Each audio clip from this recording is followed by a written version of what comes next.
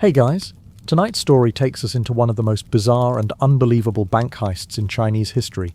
A quiet inside job where two bank managers stole millions from their own bank, then used the money to secretly buy lottery tickets, hoping they'd win it all back before anyone noticed.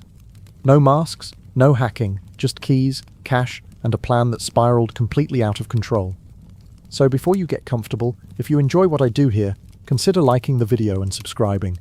It really helps me keep making these videos, and let me know in the comments where you're watching from and what time it is. I love seeing who's joining from around the world. Now, dim the lights, put on some headphones for a more immersive experience, and let's ease into tonight's story together. Handan, China, October 10th, 2006. The sky was dimming, and the vault manager of the Agricultural Bank of China was restless. Something felt wrong. A nervous energy clung to him, even though two security guards were on duty outside, circling the grounds. That should have been enough to keep him calm, but as the man in charge, he had to check for himself.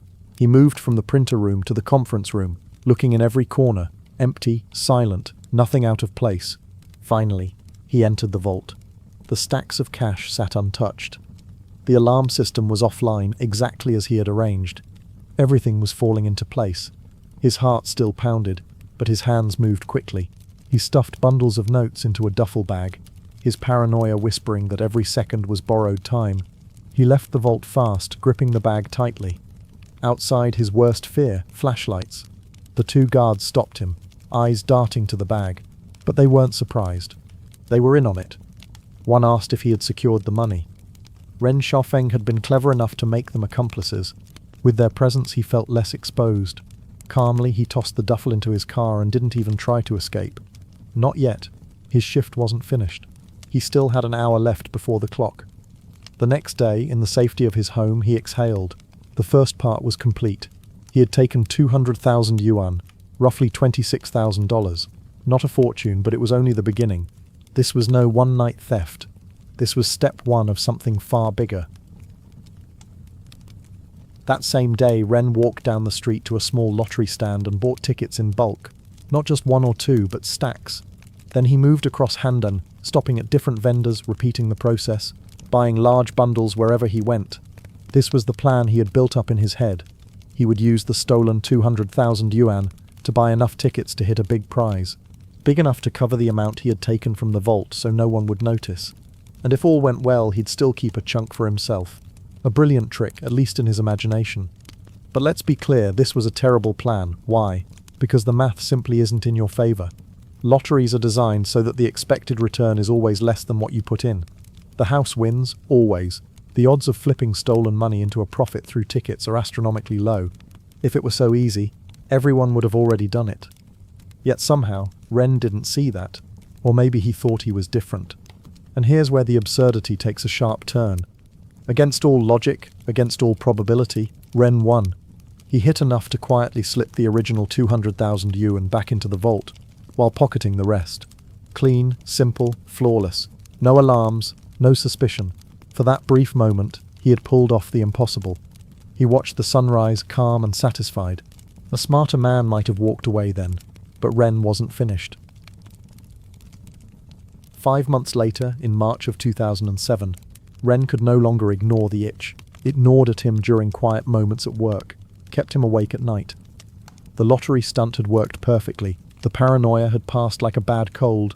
Now the idea of stopping felt almost ridiculous, like a chef giving up cooking after one perfect meal. He wanted more, a second act. But this time the scale had to be far bigger, much bigger. The Agricultural Bank of China wasn't just any neighborhood branch. It was one of the country's big four financial giants. A titan with vaults stuffed full of cash like a dragon's hoard. To skim a little wasn't enough anymore. That was small-time thinking. Amateur hour. He wanted to take so much money that it would be impossible not to notice. But that also meant he couldn't do it alone. Sure, the two security guards were still loyal and ready to keep watch.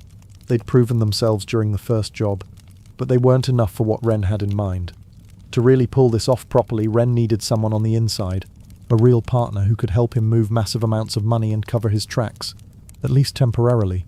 The first 200,000 yuan had slipped under the radar with ease, like a ghost through walls.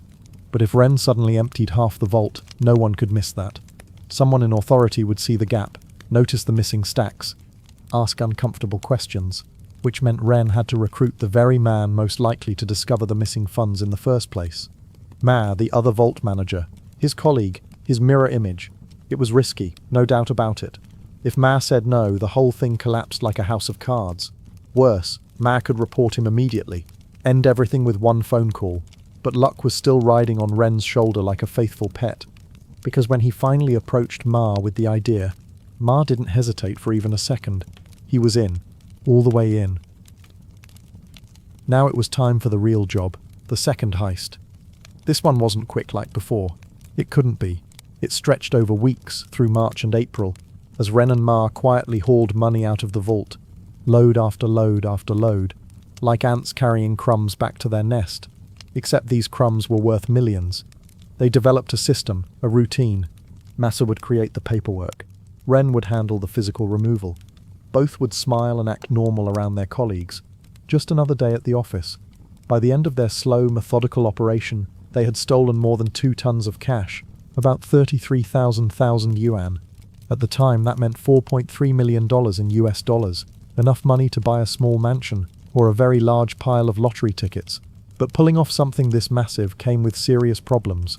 Even with Ma on board, even with their careful planning, the numbers weren't adding up anymore.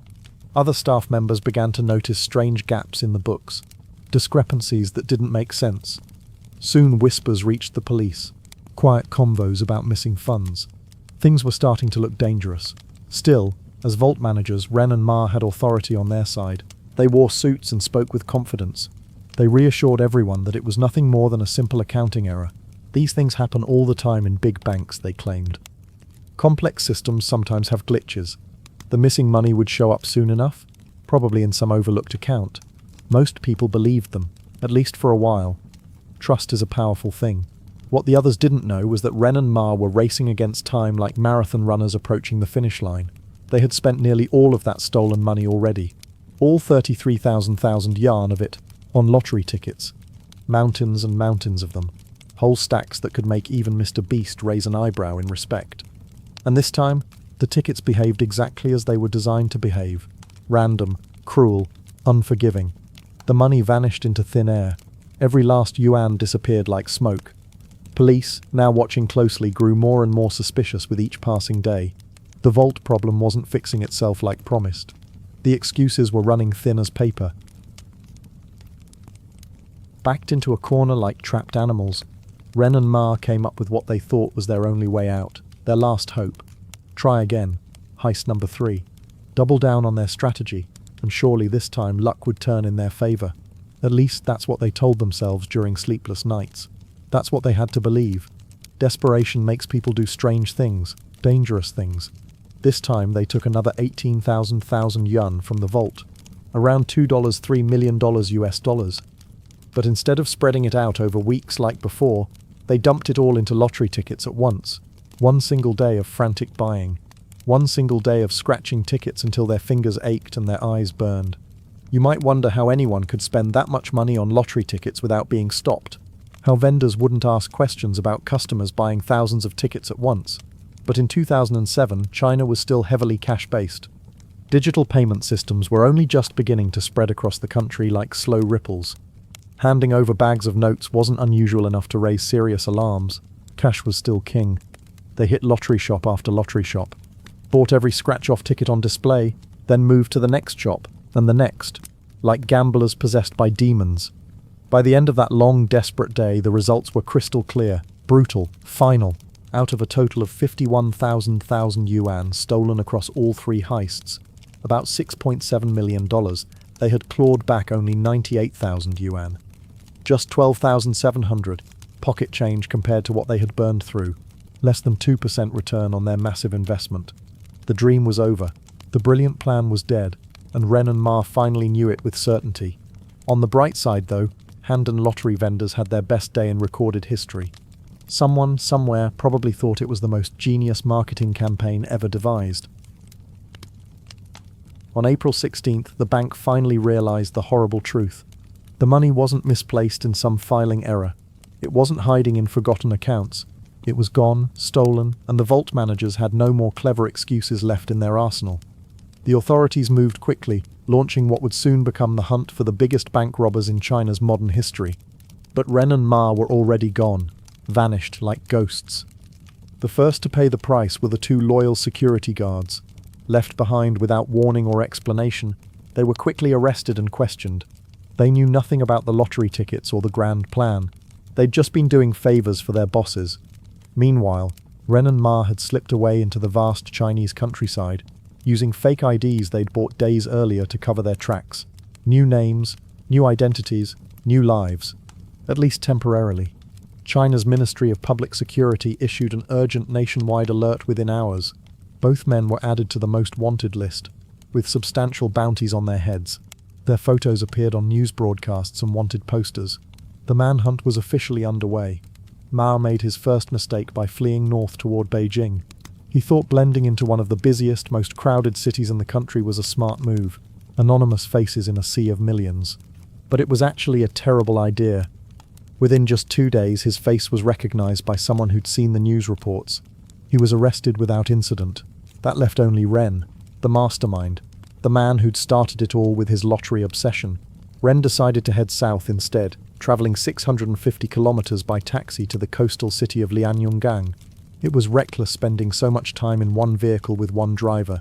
Eventually, he switched the cab for a black Honda with a sunroof, because apparently, even on the run, style mattered to him. Using his fake ID and what remained of his stolen cash, Ren rented a luxury apartment right by the water, ocean views and marble countertops. But between the fancy apartment and the flashy car, his stolen cash reserves began bleeding away like water through a sieve. Long-term planning had never been his strongest skill. Still, he thought he had time to relax and figure out his next move. Maybe lay low for a few months until the heat died down. But it was already over before it began. His unshaven, tired appearance combined with the fact that he kept paying for everything in cash was suspicious enough to get him reported. Not by one observant person, but by 3 different people. The taxi driver who'd driven him such a long distance, his new landlord who found his behavior odd, and the car dealer who remembered the nervous customer with too much cash. In the end, all 3 witnesses shared the 200,000 yuan reward money. And so fittingly, what had begun with 200,000 yuan ended with exactly 200,000 yuan. With Ren and Ma caught, the largest manhunt in China's banking history was officially over. Police stations across the country could finally stop checking faces against wanted posters. The 2 men who had stolen more money than most people see in 10 lifetimes were now sitting in separate jail cells, probably wondering how it all went so wrong. The 2 security guards who had helped them were the first to face judgment. These men hadn't masterminded anything. They'd simply looked the other way when their bosses asked them to. In China's legal system, that still counted as a crime. They were charged with misappropriating public funds and aiding in embezzlement. Their punishment was lighter than their bosses would receive, but not by much. Each received sentences of up to 5 years in prison. 5 years to think about whether those small favors had been worth it. Ren and Ma, however, faced far harsher consequences. The kind that make international headlines and send chills through banking executives worldwide. Both men were formally charged with embezzlement on a massive scale. When the case went to trial, it became a media sensation across China. Newspapers ran daily updates. Television crews camped outside the courthouse. The public was fascinated by the audacity of it all. Prosecutors came armed with mountains of evidence. Bank records, surveillance footage, witness testimony from lottery vendors, who remembered the 2 men buying impossible quantities of tickets. The case was airtight. There was no reasonable doubt about what had happened. The only question was punishment. The prosecutors demanded the maximum penalty allowed under Chinese law. In cases involving such massive theft from state-owned institutions, that maximum penalty was death. No negotiations. No plea bargains. The full weight of the law. Ren, perhaps finally realizing the inevitable outcome, attempted to show remorse during the trial. He stood before the judge and expressed deep regret for his actions. He even tried to present the court with detailed advice on how the agricultural bank could improve its security systems to prevent future thefts. His suggestions were actually quite thoughtful: better surveillance cameras, regular inventory checks. But his security recommendations fell on completely deaf ears. The damage had already been done. The money was gone forever, scattered to the winds through worthless lottery tickets. The bank's reputation was in ruins. Trust had been shattered. No amount of helpful advice could fix that now. Ma took a different approach during his trial.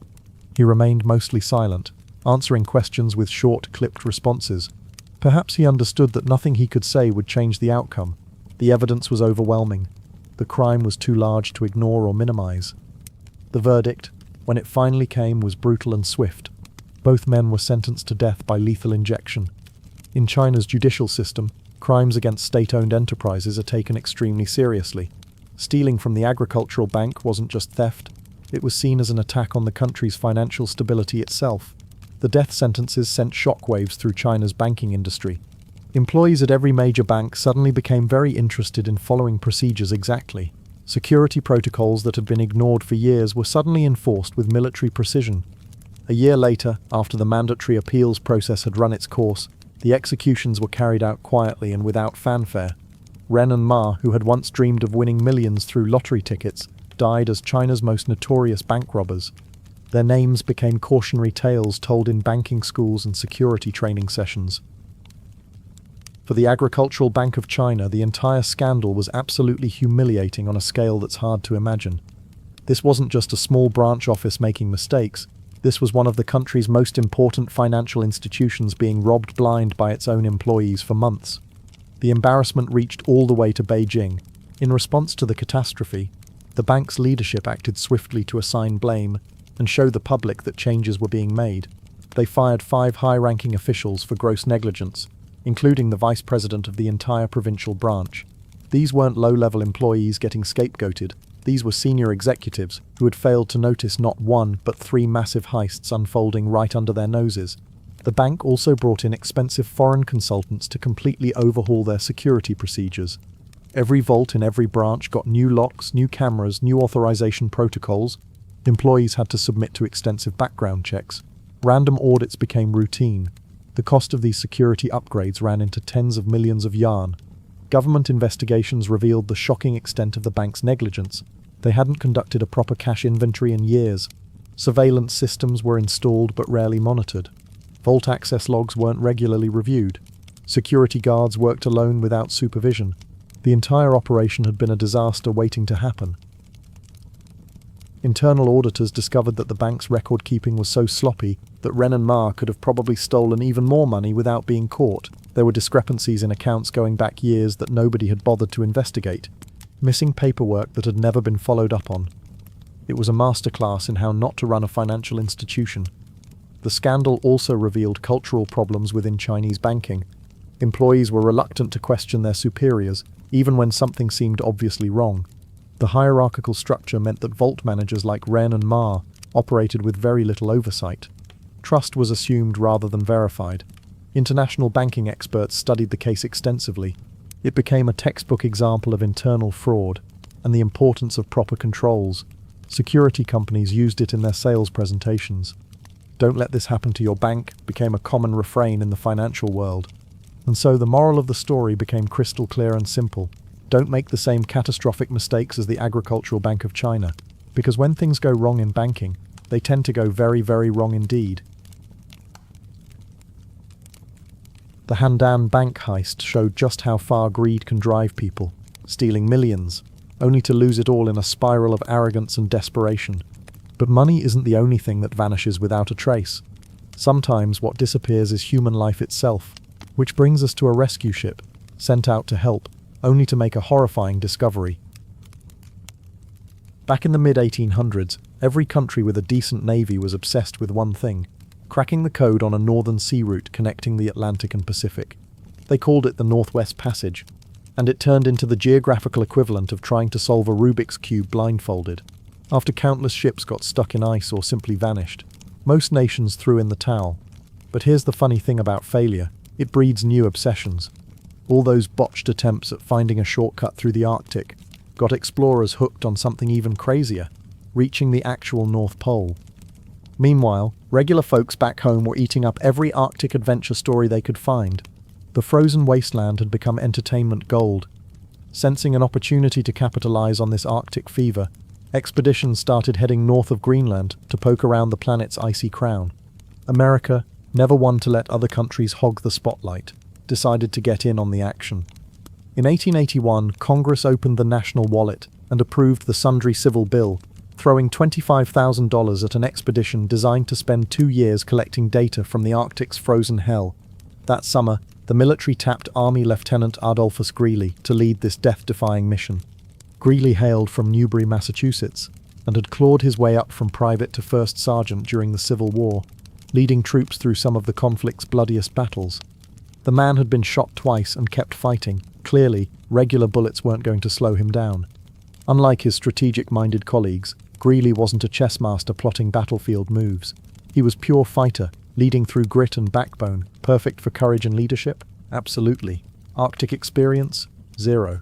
But the military figured that was just a minor detail. The Greely expedition had 3 main missions that the brass laid out. First, play scientist for 2 years. Take readings, make notes, basically turn into Arctic nerds. Second, build a research base that wouldn't collapse in the first blizzard. Third, snatch the furthest north record away from the British, who'd been bragging about it for decades. On July 7, 1881, the crew climbed aboard the steamship Proteus in St. John's, Newfoundland, and pointed the bow towards certain misery. The Proteus made pit stops on its way to Lady Franklin Bay, tucked into Greenland's frozen armpit. During these stops, they picked up a doctor and 2 Inuit sled drivers. Smart move, since these guys actually knew how to survive in a giant freezer. With 25 total expedition members, they pushed off for the final stretch. About a month after leaving civilization behind, the Proteus reached Lady Franklin Bay. The crew immediately started hauling 350 tons of food and supplies off the ship like their lives depended on it, which they literally did. They were now 600 miles from the nearest human settlement, roughly the distance most people complain about driving to visit relatives. Sure, another ship was supposed to show up next summer with fresh supplies, but Arctic weather laughs at human plans. So they packed everything needed for 2 years, just in case Mother Nature decided to slam the door shut. After weeks of back-breaking unloading, the Proteus sailed back to warmth and safety, leaving the team to build their new home. They called it Fort Conger, probably because Camp We're Definitely Going to Die Here didn't sound inspiring enough. With their base camp sorted out, the team could finally start doing what they came for, studying their frozen neighborhood. From Fort Conger, the view wasn't exactly spectacular. Ice on one side, ocean on the other. Basically, nature's version of watching paint dry, except the paint was frozen solid.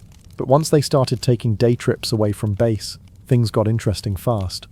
The expedition stumbled across some of the most jaw-dropping scenery on the planet. Frozen fjords that looked like something out of a fantasy movie, lakes turned into giant ice rinks, mountains that scraped the sky, and islands scattered around like nature's own puzzle pieces. They documented everything they found, mapping coastlines and even discovering abandoned Inuit villages, ghost towns in the world's biggest freezer. While some team members played explorer and note-taker, others became Arctic weather nerds, constantly measuring temperatures and tracking climate patterns. For those first few months, everything was going surprisingly well. Adolphus was actually feeling pretty good about all the data they'd be hauling back to impress the folks in Washington. Then October rolled around, and Arctic winter crashed the party early. On the 15th, the sun called it quits for the next 137 days. Imagine living in a basement for 4.5 months. But instead of losing their minds, the team got creative. For Thanksgiving, they threw together their own frozen Olympics, complete with prizes like preserved peaches, tobacco, and rum. Events included snowshoe racing, 100-yard ice sprints, and rifle shooting contests. Unfortunately, as December dragged on, the brutal weather trapped everyone inside for weeks at a time.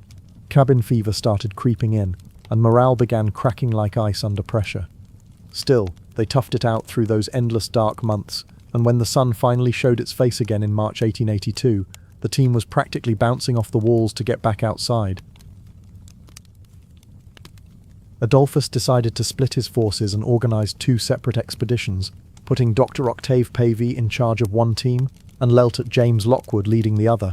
James would tackle the Greenland coast along Lady Franklin Bay, while Dr. Pavey's crew would head north up Ellesmere Island's coastline. Sure, science was the official goal, but Adolphus threw in some friendly competition to spice things up. Both teams would race to set a new farthest north record, with the winners earning eternal bragging rights and a spot in the history books. The expedition teams left Fort Conger on March 19th, heading into the frozen unknown. After 4 weeks of trudging through nature's most hostile real estate, Dr. Pavey's team hit a wall, literally. They ran into a massive ice pack that refused to budge. Even worse, they'd been battling temperatures that dropped to -52 degrees Fahrenheit, cold enough to freeze spit before it hits the ground. With hypothermia breathing down their necks, they had no choice but to turn back, nowhere close to breaking any records. James's group, however, kept pushing forward like stubborn mules. On May 13th, almost 2 months after leaving base camp, they hit 83 degrees, 23 minutes, and 8 seconds north, a new world record for furthest north. They'd gotten within 4 miles of being closer to the North Pole than any human in history. On July 1st, the rest of the team watched James and his crew stagger back into Fort Conger, victorious and probably half dead from exhaustion. Just in time for the resupply ship that was supposed to show up any day, Adolphus immediately started gathering all their letters, scientific notes, observations and measurements, packaging everything up for the incoming supply ship. In exchange, they'd get fresh food and news from home, assuming the ship actually made it through the ice. About a week after James's team dragged themselves back to Fort Conger, a ship called the Neptune left St. John's carrying about 8 tons of food.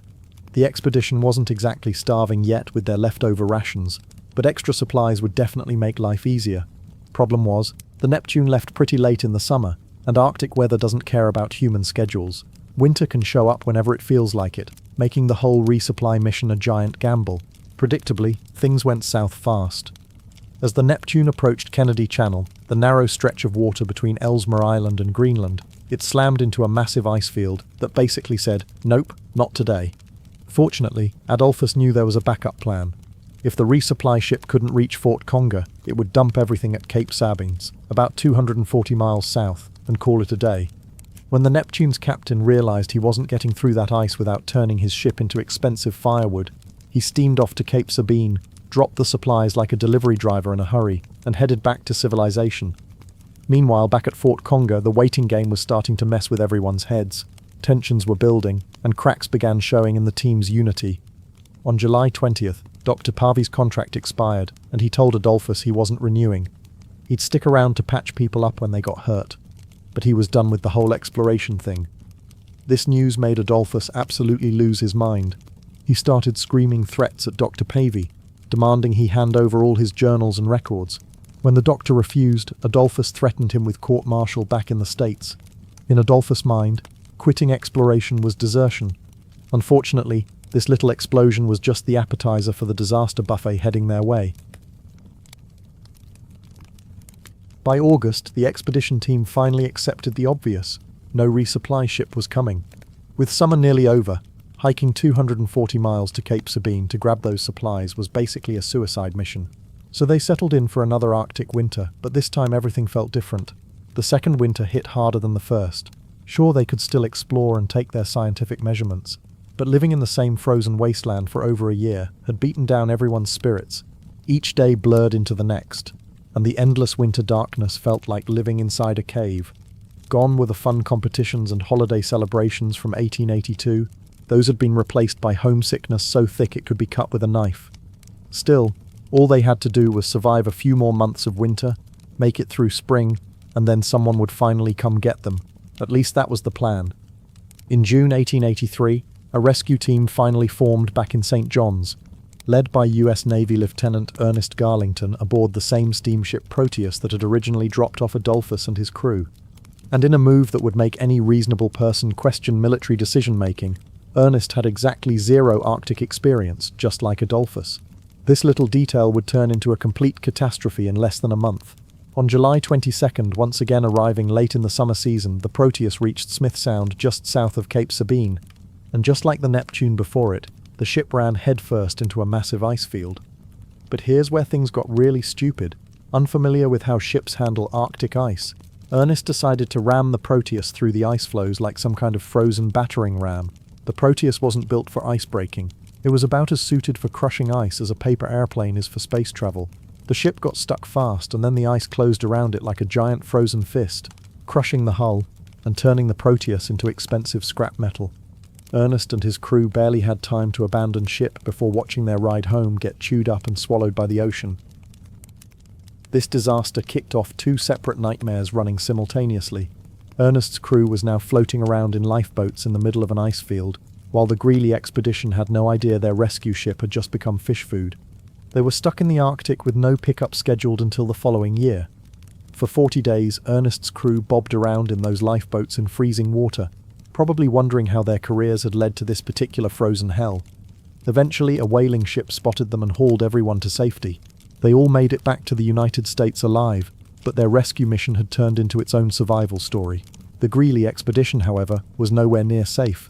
In early August 1883, Adolphus finally faced the ugly truth. Something had gone wrong, and nobody was coming to get them that year. This put him in an impossible situation. Their original 2-year food supply was nearly gone, and he'd never bothered sending anyone to Cape Sabine to collect those backup supplies dropped off by the Neptune. Luckily, military planning had included yet another contingency plan. Before leaving St. John's back in 1881, Adolphus had been told that if they weren't picked up by August 1883, they should head south on their own. A rescue fleet would eventually meet them at Cape Sabine, assuming they could survive long enough to get there. With almost no supplies left, Adolphus and his 24 remaining team members loaded into their small boats and abandoned Fort Conger. It was either take the risk of travelling south or stay put and starve to death. On August 25th, about 2 weeks after leaving their base, they landed on Washington Irving Island, roughly the halfway point to Cape Sabine. On the beach, they discovered what looked like a supply cache, which seemed like a miracle. But after digging into it, they realized it was leftover junk from some ancient English expedition. All the food had turned into a moldy, rotten mess that wouldn't even be fit for rats. After a quick pit stop on the island to curse their luck, the expedition team kept sailing south. Each day brought smaller and smaller food portions, inching them closer to the grim reality of starvation. Their situation went from bad to worse on September 10th, when their boats got trapped in an ice floe like insects in amber. With no other choice, they abandoned their boats and started living on a literal sheet of ice, hoping the current would float them toward Cape Sabine like some twisted Arctic cruise. Back in the States, news of the Proteus getting crushed hit the media like a bomb. Every newspaper started spinning wild theories about what happened to the expedition, each story more dramatic than the last. Despite all the headlines screaming for action, the military and navy basically shrugged and said their hands were tied until winter passed. So they did absolutely nothing. Adolphus's wife Henrietta wasn't having any of this bureaucratic nonsense. She fired off letters to military officials begging them to start planning another rescue mission for her husband and his team. The response she got back was about as warm as an Arctic breeze, short, cold, and basically telling her there were no rescue plans in the works. Meanwhile, the expedition caught their first break in months after 51 days, stuck on that ice floe. The southern currents had carried them to solid ground just south of Cape Sabine, at a spot called Eskimo Point. Sure, they'd missed their target, but landing anywhere near Cape Sabine was like winning the lottery in their situation. Just like when they first reached Lady Franklin Bay, the team built themselves a shelter. Once they had a roof over their heads, Adolphus picked 2 men to hike north to Cape Sabine and haul back the supplies he expected the Neptune and Proteus to have left behind. 2 days later, those men returned with nothing but bad news written on paper, 1 note from each ship's captain. Ernest's letter delivered the first punch to the gut, explaining how the Proteus had been turned into expensive fish food along with all its supplies. The Neptune's note landed the second blow, revealing they'd only dropped off a tiny fraction of food from their 8-ton cargo load. Adolphus did some quick math and realized they had maybe a few weeks' worth of food. Better than starving immediately, but not by much. 2 weeks later, on October 12th, Adolphus ordered everyone to pack up and move to Cape Sabine, despite the brutal weather. His brilliant plan was to stretch a few weeks of food into several months, then hunt seals when they became plentiful in spring. Until then, their dining options would be somewhere between scarce and non-existent. They didn't even make it to November before the reduced rations started causing serious problems. Hunger got so bad that some men started eating dog biscuits like they were gourmet meals. By early November, the food that was supposed to last until March would be gone in just a few more days. With starvation breathing down their necks, they had no choice but to venture out in increasingly nasty weather. Ernest's note had mentioned 3 supply caches left behind by previous English expeditions, complete with locations. George Rice, Joseph Ellison, and several other men set out south, hoping to find these desperately needed supplies before they all became human popsicles. The small group trudged 30 miles through snow and bone-chilling cold to reach one of Ernest's described caches. Among the supplies, they found 4 boxes of dried meat, basically treasure in their current situation. They gathered everything up and started the trek back north, but disaster struck again. Joseph's legs got so badly frostbitten that he couldn't walk anymore. The rest of the men had to carry him while George ran ahead to get more help from base camp. Joseph's legs and fingers were frostbitten so severely that losing them was pretty much guaranteed, even if they somehow got rescued. But he survived the journey back to Cape Sabine. As winter dragged on with zero word of a second rescue attempt, Henrietta finally got fed up with military inaction and took her fight to the media. Reporters jumped all over her story like sharks smelling blood, and the subsequent articles that ran worldwide forced the US government's hand. In December, the Secretary of War and even the President started planning a second rescue attempt for the Greely expedition. By January, they had a solid plan ready to go. All they needed was for Congress to approve unlimited funding for the rescue effort. The press loved the plan. Newspapers across the country ran supportive editorials, but then politics happened. The House of Representatives quickly and unanimously approved the funding, but the Senate decided to drag their feet on what became known as the Greely Relief Bill. 3 weeks of political theatre followed while the bill went nowhere. The president even got involved, practically begging the Senate to act with some urgency. Finally, after all the posturing and political games, the Senate gave their approval. Tragically, while politicians argued over money, the Greely expedition suffered its first death. Sergeant William Cross died on January 18, 1884, from scurvy and malnutrition. From that day forward, Dr. Pavey started checking everyone's mouth each morning for signs of disease. After that first death, weeks crawled by on daily food rations that wouldn't fill the palm of anyone's hand. The remaining team members somehow endured the winter and made it to March. Hunting still hadn't produced any food, so the men resorted to catching tiny shrimp, so small it took about 1,500 of them to fill a single cup. On the night of March 24th, their nightmare took another turn for the worse. An alcohol lamp started spewing toxic fumes inside their shelter, causing some men to faint.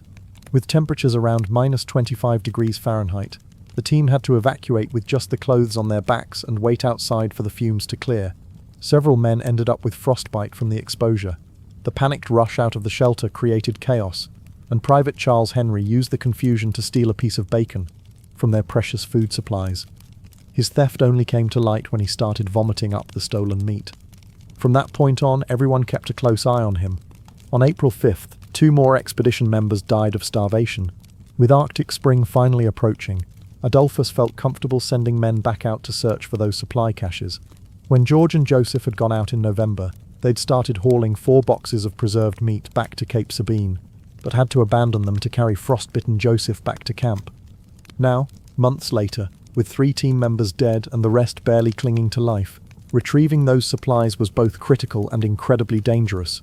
Since George knew where the meat had been left, Adolphus ordered him and the expedition's cook to make the trip, even though George was in terrible shape. 2 days later, George died during the mission, probably from starvation and exhaustion. The cook never found the boxes of meat and returned empty-handed. Later that same day, another expedition member collapsed and died of starvation.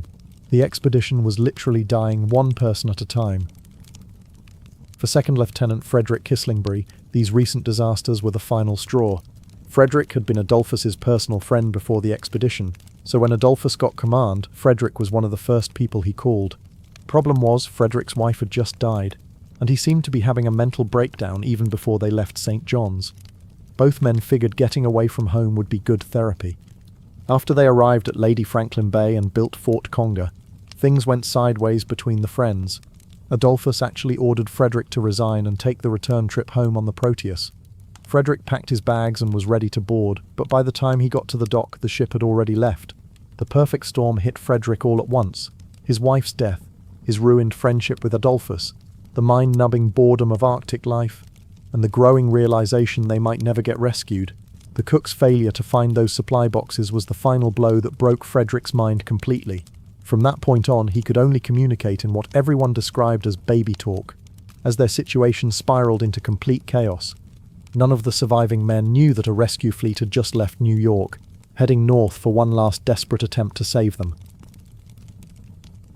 As April 1884 wrapped up, things kept getting worse at Cape Sabine. One of the Inuit sled drivers drowned after falling through ice while hunting seals, and Charles got caught raiding their pathetic food supply again. This time he got drunk on moonshine, adding another mark against his name. 2 weeks into May, they handed out the last of their provisions. By the start of June, 6 more expedition members had died. Only 2 got proper burials. The survivors were too weak to dig graves, so bodies started piling up outside their shelter like cordwood. Frederick died on June 1st and joined the growing stack of corpses. A few days later, Charles got caught stealing shrimp from their tiny catch, and Adolphus finally snapped. He declared that anyone caught stealing food would be executed. Apparently Charles thought this was just tough talk, because the very next day he got caught stealing again. Adolphus made good on his promise. He grabbed Charles, marched him away from the shelter, and shot him dead. That night, 2 more expedition members died, dropping their numbers to less than half the original team.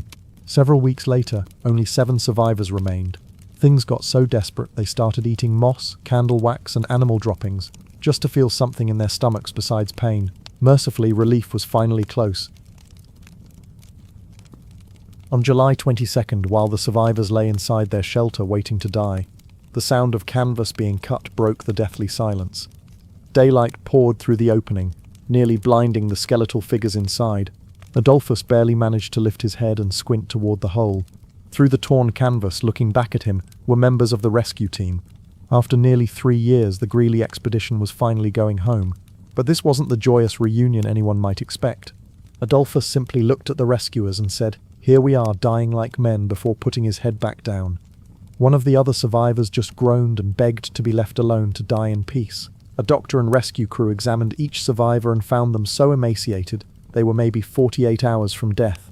While some rescuers carried the skeletons to their ships, others loaded up the corpses stacked outside and dug up the buried bodies. On June 23rd, a full year after they were supposed to return, the Greely expedition finally left the Arctic. During the trip back to Newfoundland, the doctor determined that Joseph needed emergency surgery to amputate his gangrenous legs. The frostbite from that supply run with George had turned deadly. Joseph had survived everything the Arctic threw at him and lived long enough to be rescued, but sadly died before they reached St. John's. The amputation surgery was too much for his body, which weighed just 78 pounds at the time of his death. Shortly after the ship docked in St. John's Harbour, news of the rescue telegraphed around the world. On August 1st, the 6 remaining survivors arrived in New Hampshire to a hero's welcome. The public couldn't get enough of their incredible survival story, but that sentiment would change quickly when ugly rumours started spreading about what really happened at Cape Sabine. These whispers caused Frederick's body to be dug up just days after his burial in Rochester. When they collected his corpse, it had been wrapped in a sheet and never examined again until his casket was opened. When doctors unwrapped Frederick at the grave, what they found was both horrifying and puzzling. He'd only been dead for about 2 months, yet half his body was down to bare bones despite spending a month preserved in Arctic snow that should have slowed decomposition. The remaining skin was blackened from frostbite, but his arms and legs looked like the flesh had been removed. Between the condition of his limbs and several precise cuts, it appeared Frederick had been eaten, and not by animals. The missing pieces had clearly been removed with a knife. This discovery completely shattered the official story told in the survivors' journals. Strangely enough, cannibalism wasn't uncommon among shipwreck survivors in history, but the Greely expedition survivors refused to admit to it, despite 6 other bodies being examined and found to have similar wounds to Frederick's. If they had just come clean, the public probably would have accepted cannibalism as part of their survival story, but Frederick's body practically screamed that the survivors were hiding something big. Theories started forming that the expedition had split into 2 factions while stranded at Cape Sabine. On one side was Adolphus and the others who made it back alive. On the other was an outgroup left to starve. The theory went that the survivors had taken all the food by force, and when rations ran out, they turned to eating the men they'd abandoned. Frederick's autopsy revealed he had absolutely nothing in his digestive system when he died. Yet when he died, the survivors claimed they were still catching shrimp. Despite all the evidence pointing toward cannibalism, Adolphus and the others stuck to their denials. Adolphus was awarded the Congressional Medal of Honor just before his death in 1935, taking whatever secrets he had to the grave. The rescue ship's grim discovery left more questions than answers, an unsolved mystery drifting on open water. But not all mysteries hide in the ocean. Some are buried in government servers, behind layers of secrecy, and one man, Gary McKinnon, claimed he broke in and found something out of this world. March 19, 2002. London sleeps, while a black van tears through empty streets like a predator hunting prey. British cops and Secret Service agents bounce around inside, checking their watches. Their destination? A boring flat in Wood Green that nobody would look at twice. The van screeches to a halt. Officers pour out like they're raiding a terrorist cell. They smash through the apartment door with the subtlety of a sledgehammer hitting glass. A young man and his girlfriend freeze in terror as masked figures swarm their home. But Gary McKinnon and his partner weren't the prize. The real treasure sat humming quietly in the corner. 2 desktop computers and every storage device the couple owned. Within minutes, everything electronic disappears into evidence bags, while Gary gets shoved into the van's dark interior. That same night, those confiscated machines board a private jet bound for America. Destination, the Pentagon, where military brass wait like vultures circling roadkill. The headlines write themselves. British hacker breaks into Pentagon and NASA systems. Prosecutors foam at the mouth, calling it the biggest military computer hack of all time. Gary's defense sounds like science fiction. I was hunting suppressed technology, UFO technology, the world's biggest kept secret. Did you find what you were looking for? Yes, there's UFO technology. Now America wants their pound of flesh.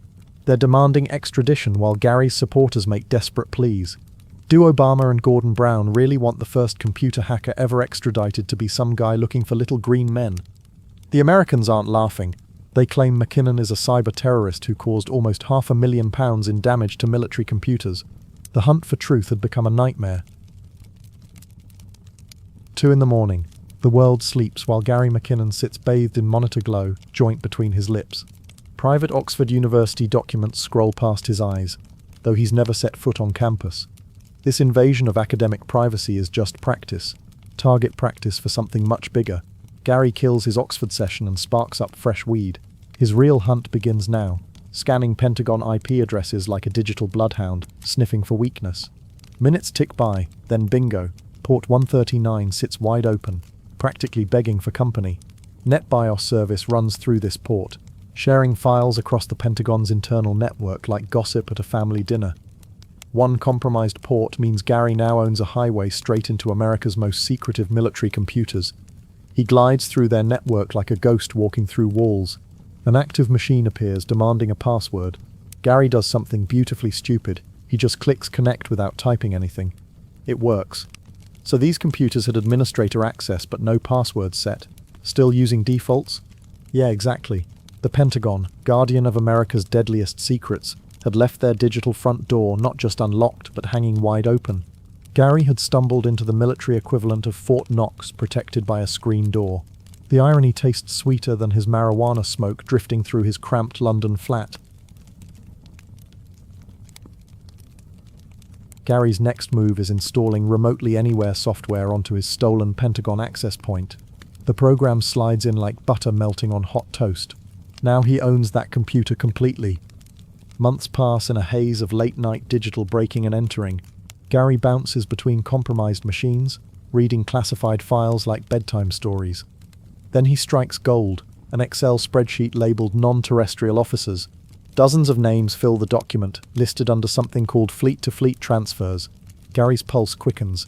This isn't standard military jargon. Fleet transfers between what exactly? This cryptic file feels like his first real breadcrumb on the trail to UFO evidence. Around the same time, Stephen Greer publishes Disclosure, a thick book packed with government and military testimonies about UFO encounters. One witness catches Gary's attention, Donna Hare. During the 70s, I worked in Building 8 at NASA for contractor Philco Ford. I walked into their photo lab and saw a round white dot in one of the photo panels. I asked, "Is this a UFO?" The technician smiled and said, "I can't tell you that." Hare drops the precise location where alleged UFO photo manipulation happened. Building 8, Johnson Space Center. Gary doesn't need an engraved invitation. He's got his next target locked and loaded. Gary deploys his proven method against Johnson Space Center's network. Another unprotected machine falls into his hands like ripe fruit from a tree. He scans for computers and finds several, though most actually have proper security this time. But Gary only needs one weak link in their chain. Through that single vulnerable machine, he escalates his network privileges until every Building 8 computer becomes his personal playground. Strange lunar footage flickers across his screen. Bizarre aerospace technology blueprints scroll past. Hours dissolve as Gary digs deeper into Building 8's digital vaults, hunting for the smoking gun that will prove UFOs exist. Dawn creeps toward Building 8's windows. Employees will arrive soon, and Gary should vanish before anyone notices his digital footprints. Instead, he connects to one more computer. 2 folders sit on the desktop, processed and unprocessed. Gary takes a long drag from his joint and clicks unprocessed. Files begin loading in a format he's never encountered. He clicks the first file. A thin line appears on screen, then slowly expands downward. An image, loading pixel by agonizing pixel. Gary checks his US time clock, 7:59 a.m. Building 8 staff will walk through those doors any minute. The picture continues its glacial download. This might be his only chance to find proof that validates his UFO obsession. Time ticks toward discovery or disaster. What appeared on screen was everything I'd dreamed of. All those sleepless nights, all that risk. It paid off. The image showed something that definitely wasn't built by human hands. It hung above Earth's curved horizon like a cosmic visitor making a house call. Gary's heart pounds as he stares at the cigar-shaped object. Geodesic domes dot its surface. Above, below, left, right, both ends. Despite the grainy resolution, the photo shows incredible detail. This thing hovers in the void with Earth spinning beneath it. But celebration turns to panic in seconds. Across the Atlantic, a Building 8 employee walks into his office and stops cold.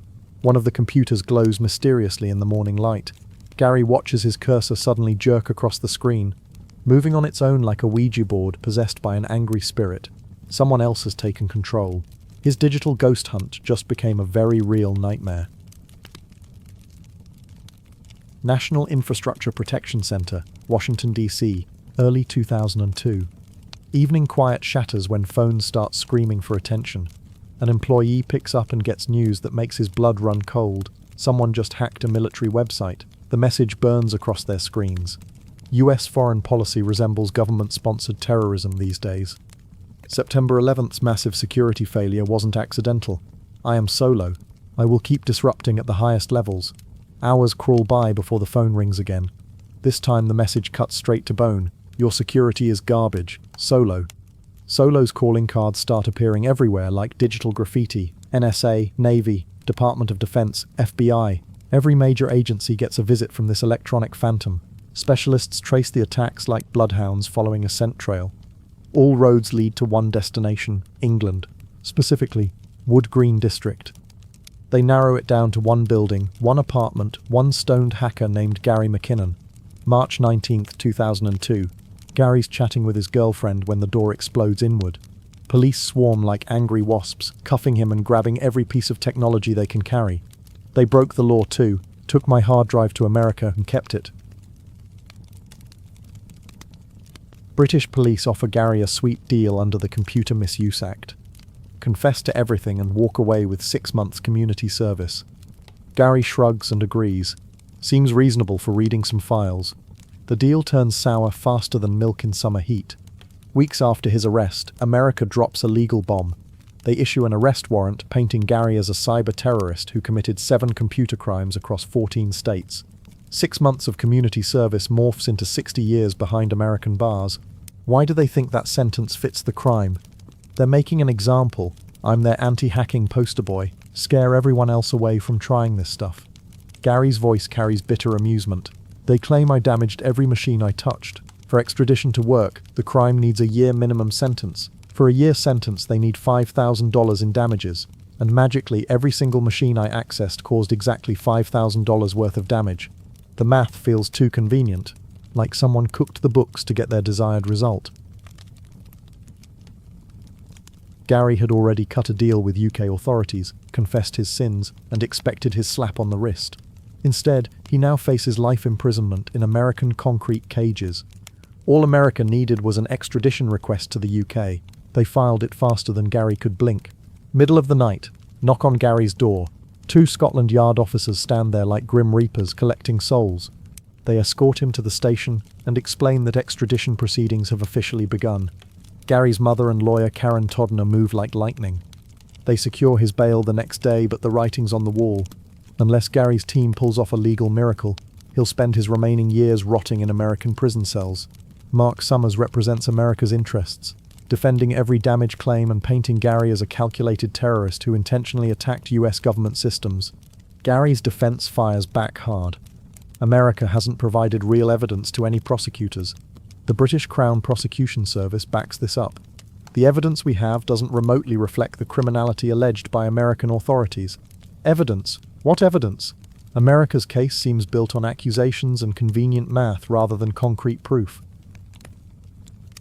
Despite the paper-thin evidence, UK Home Secretary John Reid confirms Gary's extradition in July 2006.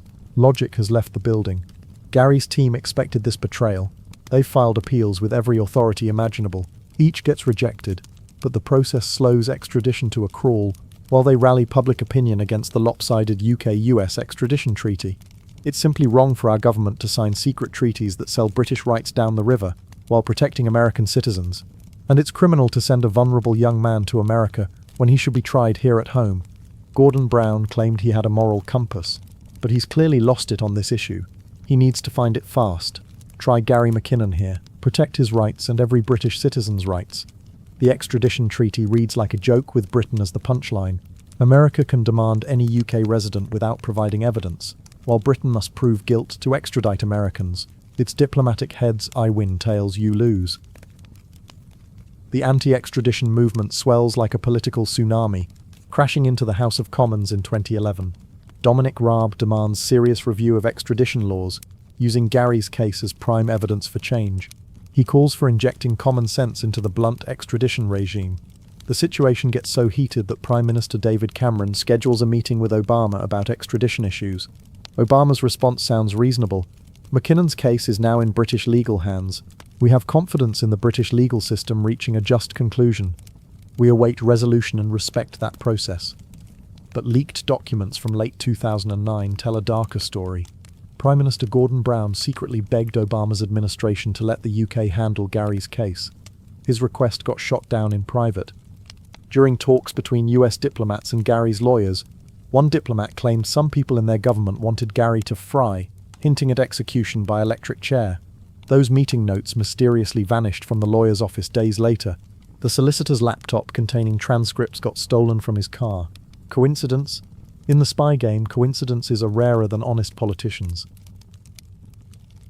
Whether America ever wanted a fair trial or gave a damn about Gary's life remains a dark mystery, but the story rolls forward like a steamroller heading toward its final target. After the Obama meeting, David Cameron announces that Home Secretary Theresa May now holds Gary's fate in her hands.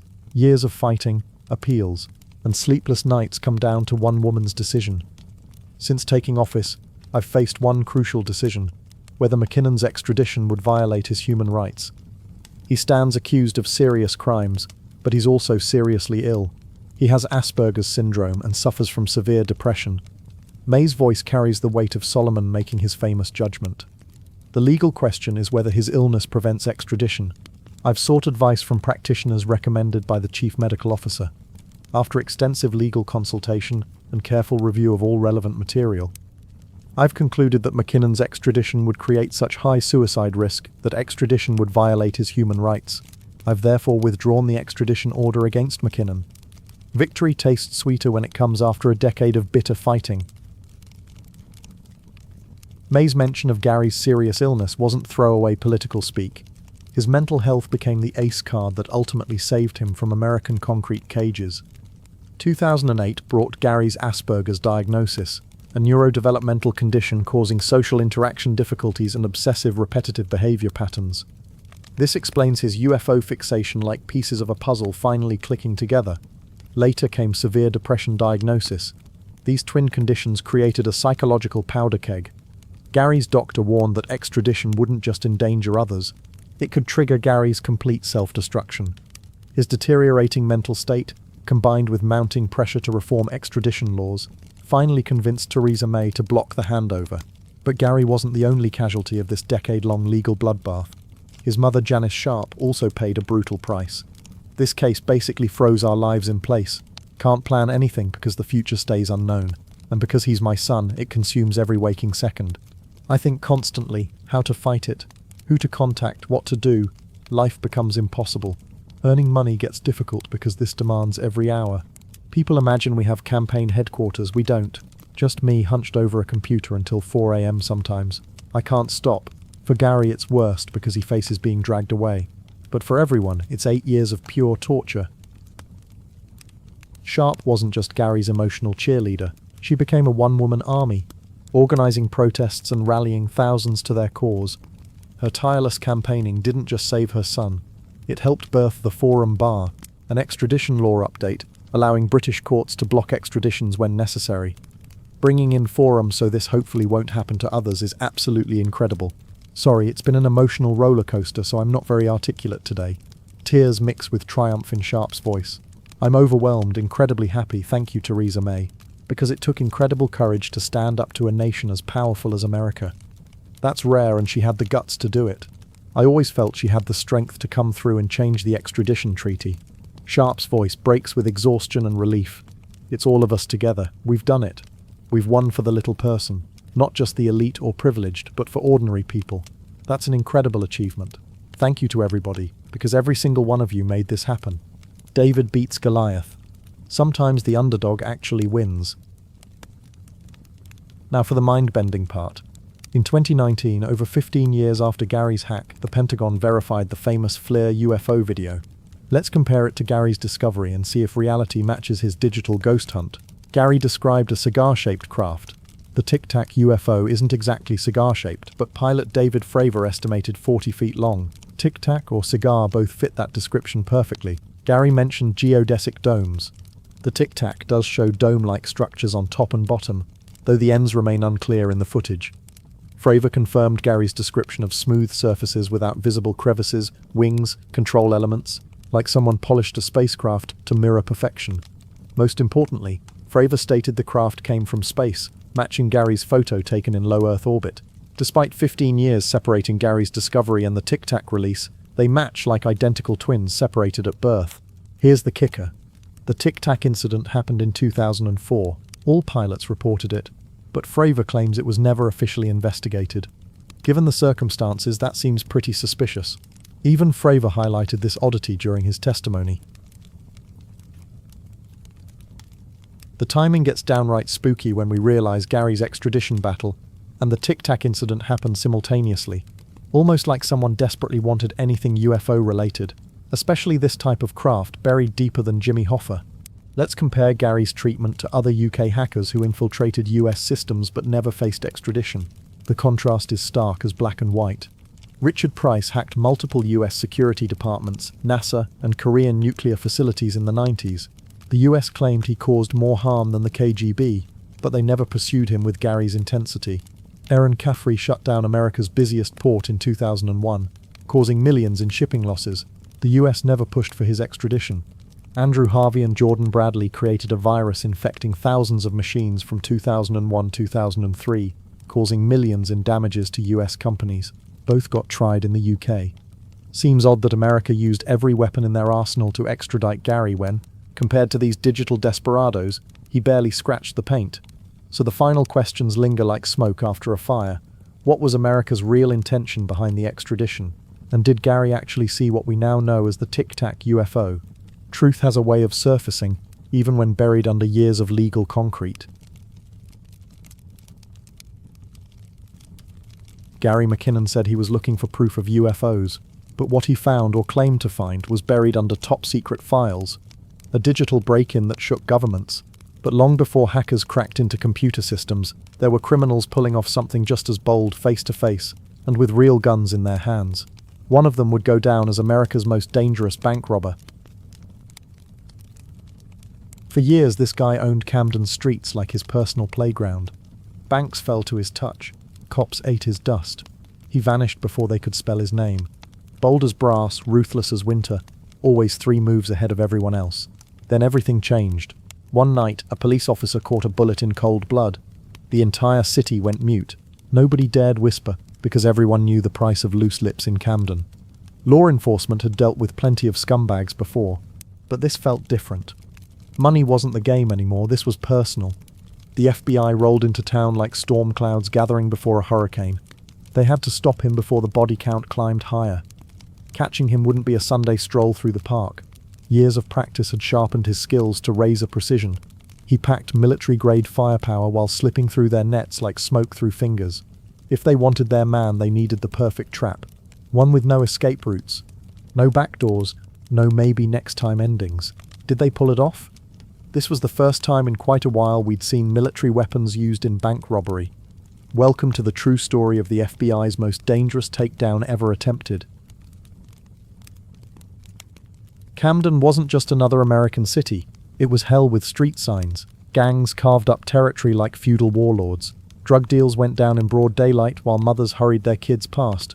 Gunshots provided the neighborhood soundtrack. Law enforcement fought a war they'd already lost before the first shot fired. Right in the middle of this chaos lived one man. He wasn't some desperate junkie grabbing purses for his next fix. This guy was different. Cold calculation wrapped in human skin.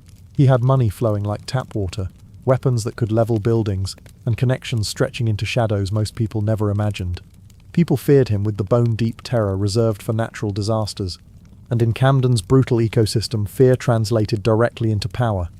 While other criminals scrambled for scraps, he dined at the head table. February 12, 1997, 4:20 a.m. Officer Stephen Leon sat in his patrol car doing paperwork when rapid gunfire exploded from Camden's east side. Gunshots weren't exactly breaking news in this neighborhood, but these kept coming. More than 50 rounds in quick succession meant serious business. Leon decided to investigate before calling backup.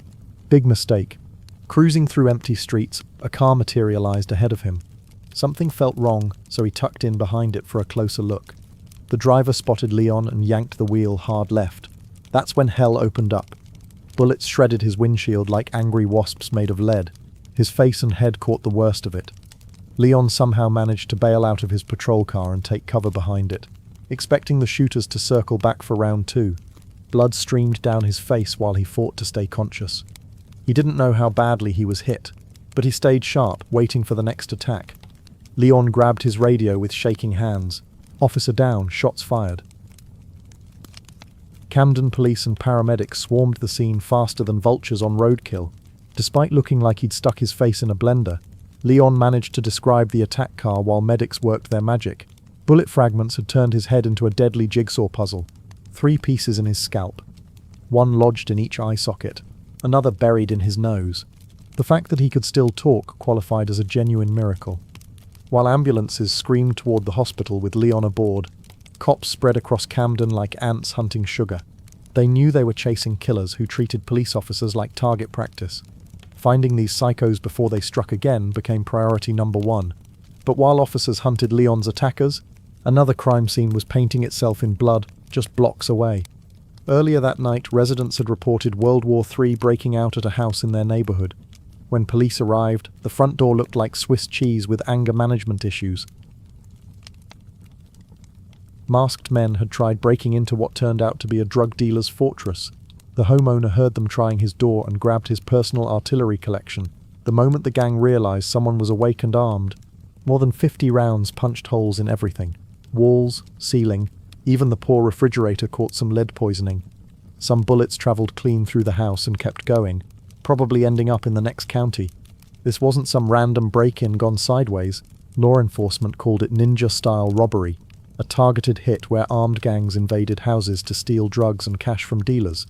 At first it seemed totally unrelated to Leon's shooting, but when investigators mapped the locations, connections started forming like dots in a twisted coloring book. The same military-grade weapons had been used in both attacks. Coincidence? Not likely. The gunfire Leon had heard earlier was probably coming from the drug dealer's house, which meant the same crew that shot a cop had also tried to rob a dealer. Camden's nightmare was just getting started. The next morning brought the first real breakthrough like sunshine after a hurricane. Police found an abandoned car just blocks away, matching Leon's description perfectly. The windows looked like they'd been through a blender, and shell casings from an AR-15 rifle and .45 pistol decorated the interior like deadly confetti. Bloodstains on the back seat told their own story. At least one shooter had caught some return fire. Detectives traced the plates back to a local woman. When they knocked on her door, they found her home but no sign of any gunman. However, fresh bloodstains in her sink suggested someone had been playing bathroom surgeon recently. The woman swore she was innocent, claimed her car had been stolen and mysteriously returned before dawn, like some twisted fairy tale. Officers didn't buy her story for a second. Background checks revealed her boyfriend's identity, Charlie Rodriguez. one of Camden's most feared predators.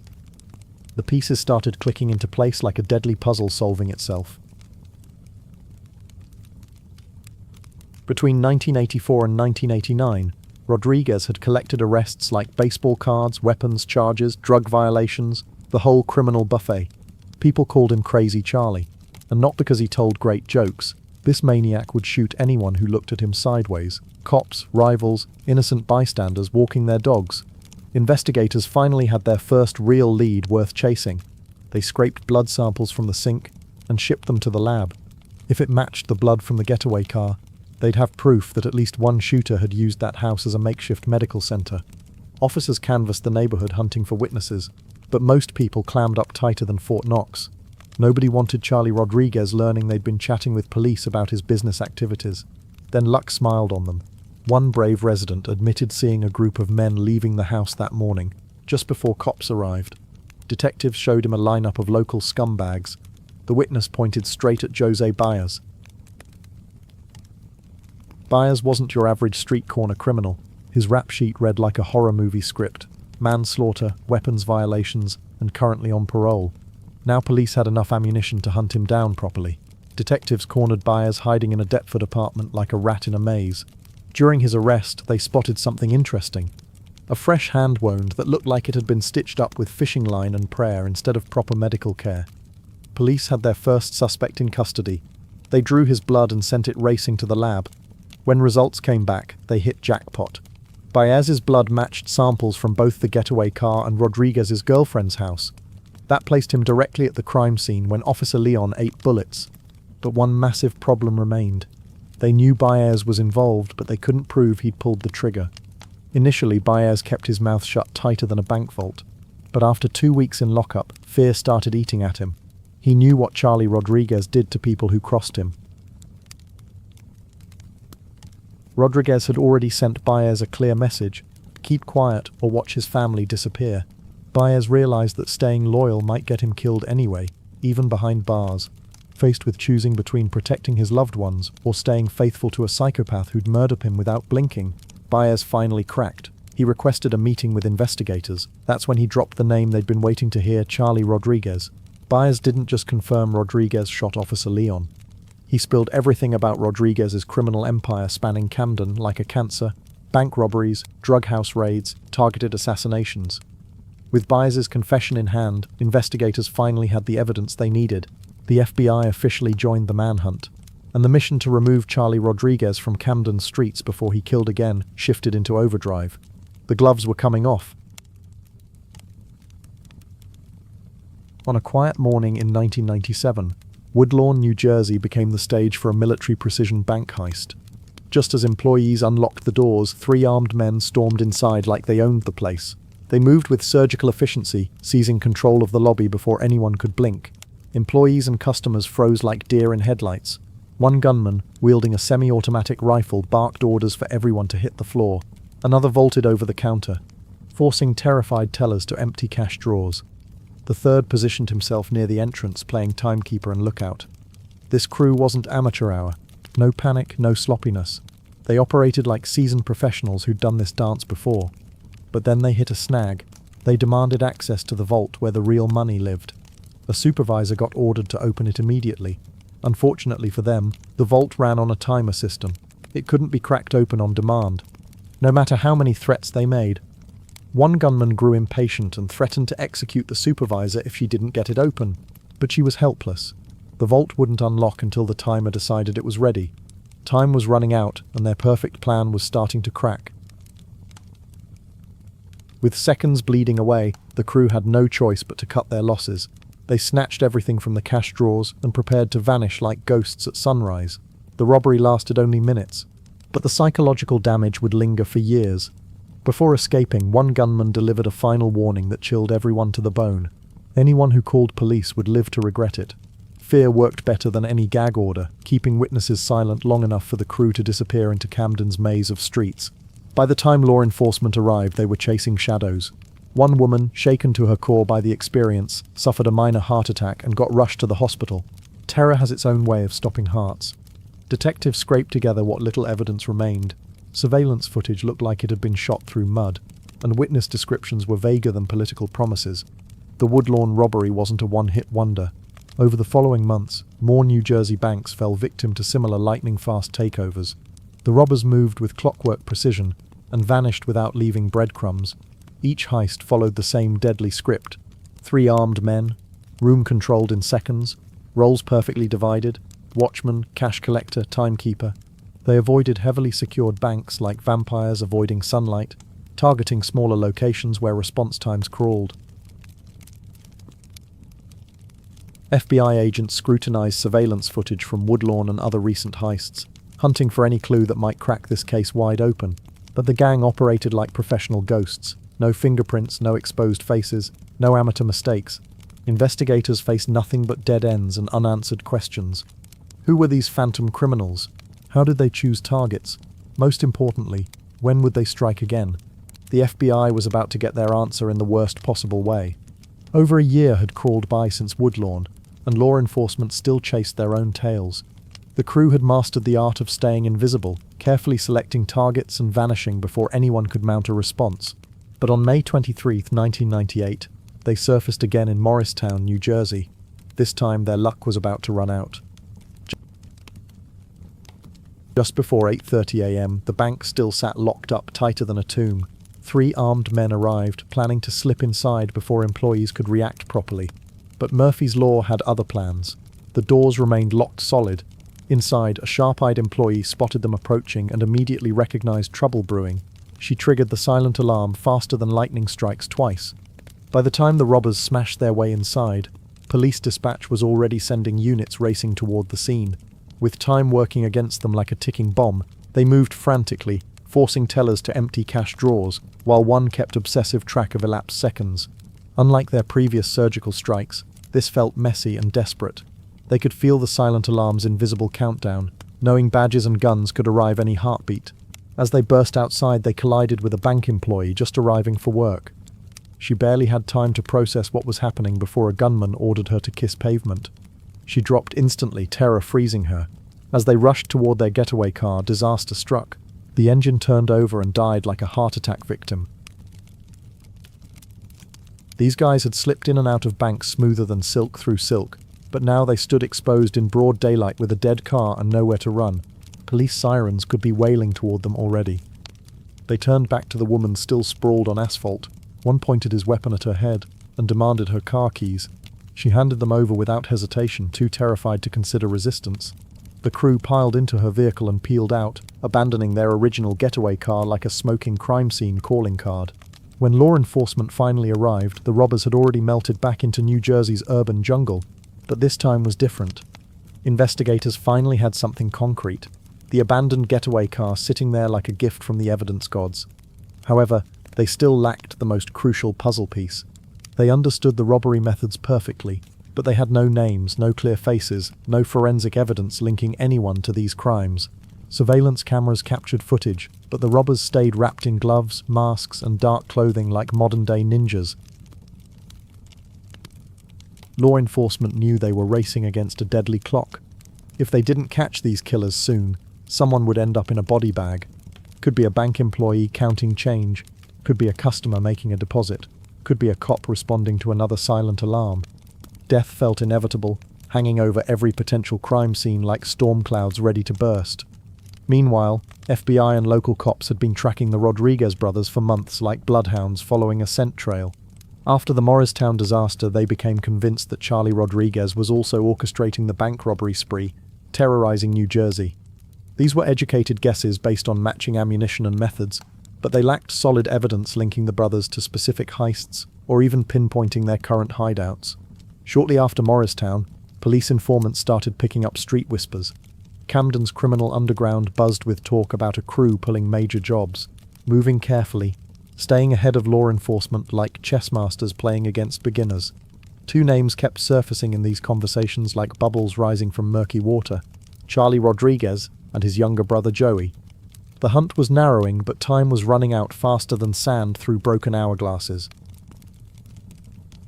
By then, Camden County Prosecutor's Office had dangled a $1,000 carrot for any information leading to Charlie's arrest. His name topped New Jersey's most wanted list while every badge in the region stayed on high alert.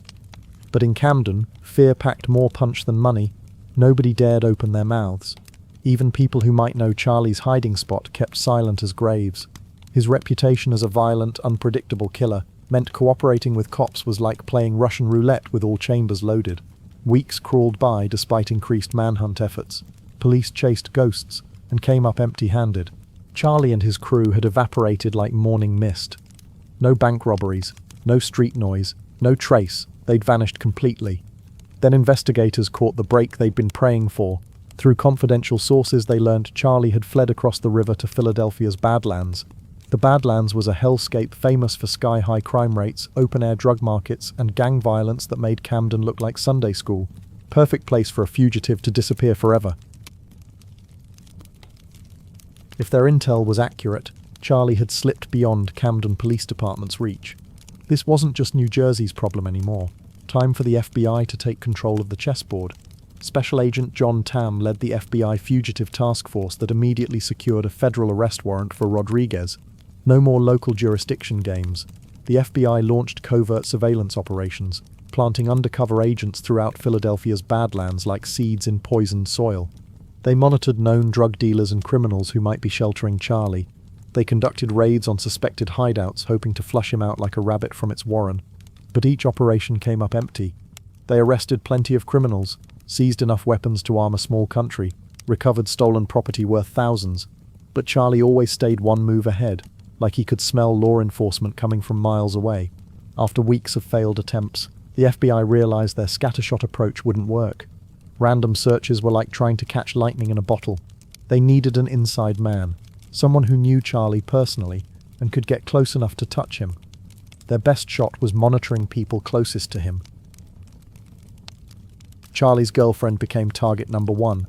If anyone still had contact with him, it would be her. FBI agents wrapped her in constant surveillance like a spiderweb, tracking movements, phone records, every person she breathed near. But Charlie wasn't born yesterday. He knew she'd be watched and kept his distance like she had the plague. Weeks of surveillance produced nothing but wasted man-hours and empty reports. The FBI was running out of moves to play. Then opportunity knocked in July 1998. A former police officer stepped forward, offering to help catch the man who terrorized his former colleagues. This mystery cop's identity stayed locked away for safety reasons, but he claimed close connections to Joey Rodriguez, Charlie's younger brother. FBI agents approached this offer like bomb disposal experts handling live explosives. Turning informants always carried massive risks. They needed absolute certainty this wasn't some elaborate setup designed to get agents killed. They vetted the former cop's background with microscopic precision, cross-checked his history with Joey, verified every connection claim.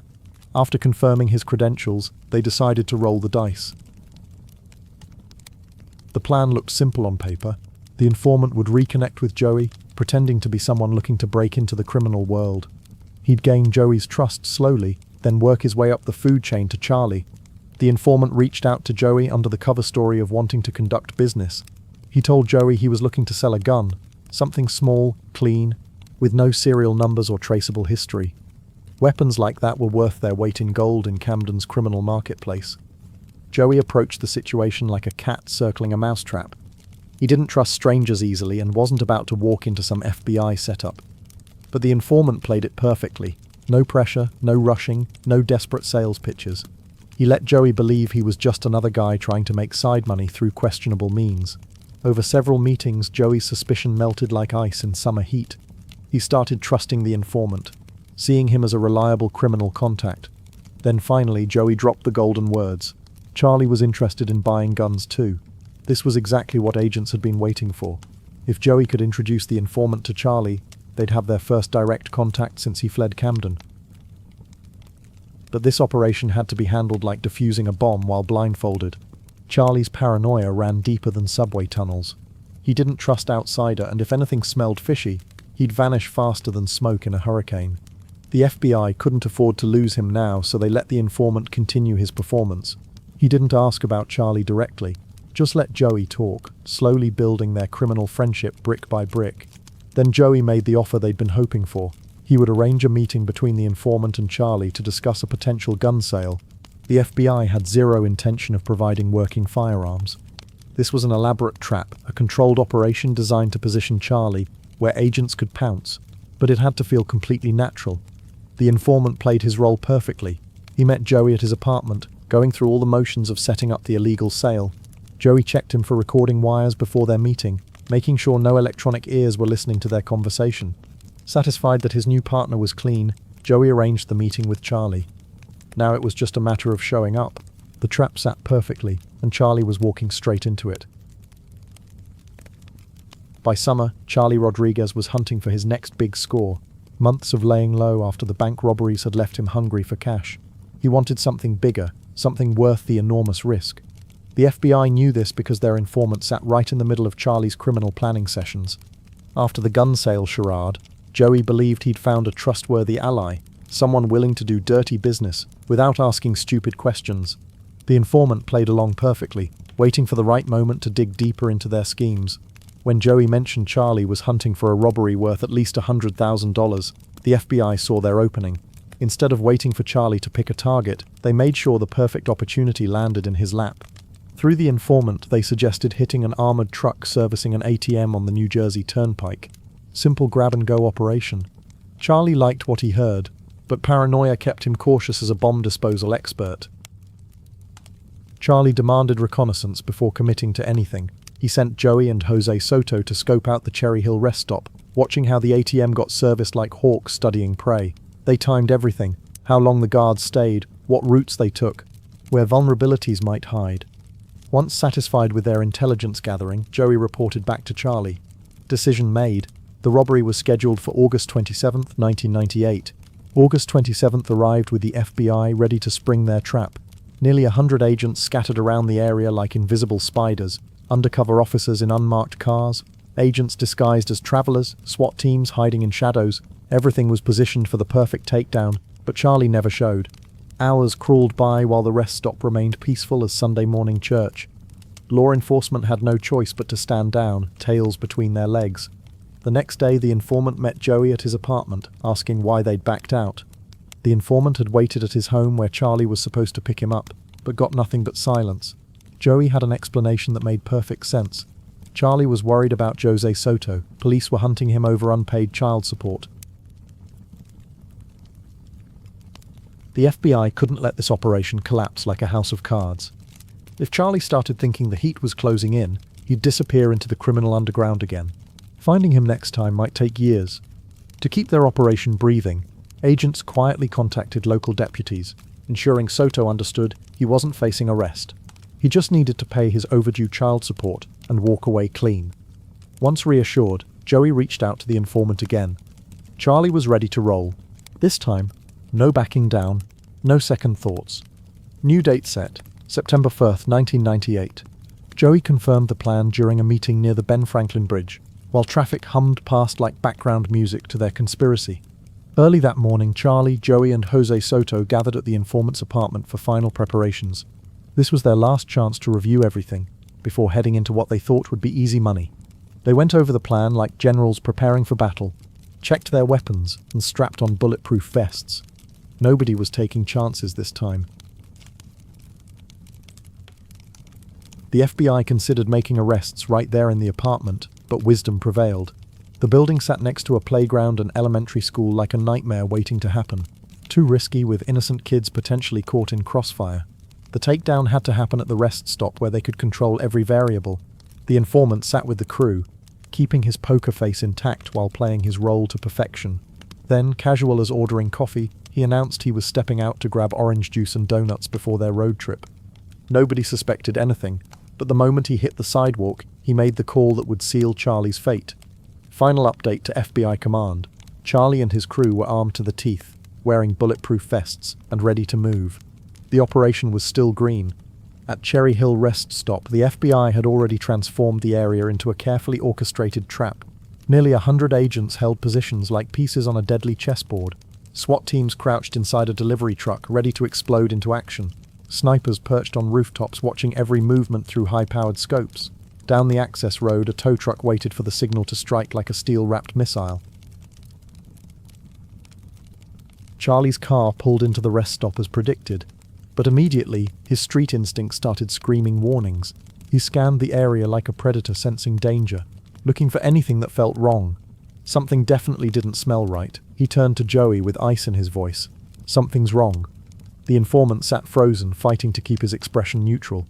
If Charlie figured out what was really happening, this whole operation could explode into a bloodbath. Just as the informant prepared to step out of the car, Charlie barked an order that made everyone's blood run cold. Stay inside. The FBI had been waiting for their informant to exit the vehicle as planned, but Charlie had just taken him hostage without realizing it. If agents rushed in now, their man would be caught in deadly crossfire. Inside the car, tension thickened like fog. The informant could feel Charlie's suspicion growing by the second. Charlie wanted to leave, and agents watching from distance could see it too. Charlie was about to drive off. If he reached the highway, they might lose their only chance to stop him. Left with no choice, the FBI decided to strike, gambling with the informant's life. The tow truck roared to life like an angry beast, racing down the access road. The last thing Charlie saw was a massive truck slamming into his car's rear end, pinning it against the barrier like a bug under glass. Doors flew open, and FBI SWAT teams swarmed the vehicle like angry hornets. One of Charlie's crew grabbed for his weapon, trying to return fire. FBI agents responded instantly, neutralizing the threat before he could squeeze off a single round. The informant seized his moment and bolted from the car, sprinting clear of the chaos while bullets might start flying. Disoriented and trapped, Charlie, Joey and Soto tried escaping anyway, but they were surrounded tighter than fish in a net. Game over. As Charlie Rodriguez and his crew got dragged into custody, the weight of their crimes finally crashed down on them. FBI agents searched the vehicle and uncovered an arsenal that would make a small army jealous. Machine pistols, an AK-47 clone, over 1,000 rounds of ammunition. Each man also carried sidearms with serial numbers filed off, making them completely untraceable ghosts in the weapons world. When questioned later about the sting operation, Charlie admitted that if he'd known what was coming, he would have brought grenades to the party. Charlie and Joey Rodriguez both received life sentences without possibility of parole. Jose got 37 years in federal prison, enough time to grow old and grey behind bars. To this day, the FBI considers Charlie Rodriguez's takedown one of the most dangerous undercover operations they've ever attempted. The case could have gone sideways in countless ways. Innocent civilians at risk, an informant trapped in crossfire, heavily armed criminals with nothing left to lose. But patience and smart planning won the day. They stayed cool under pressure, played the long game perfectly, and made sure one of New Jersey's most violent criminal crews would never terrorize another bank, shoot another cop, or threaten another innocent person. Handan could finally sleep a little easier, knowing Crazy Charlie was locked away forever,